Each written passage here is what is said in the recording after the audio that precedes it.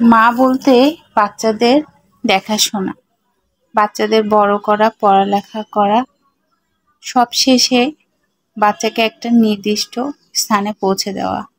বিসমিল্লাহির রহমানির রহিম। আসসালামু আলাইকুম। সবাই কেমন আছেন? আশা করি ভালো আছেন। আরও একটা নতুন ভিডিও নিয়ে চলে আসলাম। আর আজকে আমি মা নিয়ে বলছিলাম, কারণ মাকে আসলে মার সাথে কারো কিছুর তুলনা হয় না। আর মা যেভাবে আমাদেরকে টেক কেয়ার করে, কেউ ওইভাবে টেক কেয়ার করতেও পারে না। আর মা একটা নির্দিষ্ট স্থানে বাচ্চাকে পৌঁছাতে সাহায্য করে, কারণ নির্দিষ্ট লক্ষ্যে যাওয়ার জন্য মায়ের ভূমিকা অসাধারণ।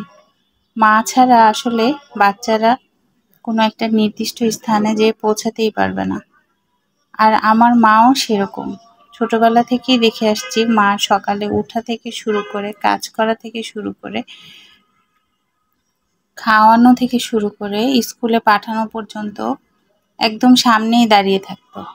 আবার এই স্কুল থেকে আসলে কাপড় চেঞ্জ করা, খাওয়ানো, বসানো, উঠানো, পড়তে বসানো, টিচারের কাছে পাঠানো বা টিচারকে দিয়ে পড়ানো, আবার হোমওয়ার্কগুলো কমপ্লিট করা, সব কাজই কিন্তু মা একাই সামলাতো এক হাতে।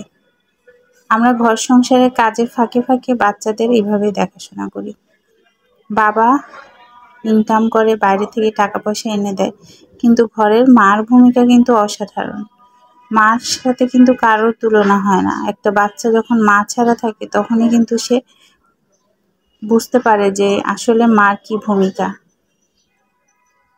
আর আমাদের দেশে তো মা আরেক রকম। বিদেশে যেমন বাচ্চারা 18 বছরের পরে নিজেদের উপর ডিপেন্ডেন্ট হয়ে যায়, বাংলাদেশে তো এই অবস্থাই নেই। বাংলাদেশে তো ইউনিভার্সিটিতে গেলেও মার উপর নির্ভর থাকে, এমনকি বিয়ের পরেও ছেলের বউরাও মা শাশুড়ির উপর নির্ভর থাকে।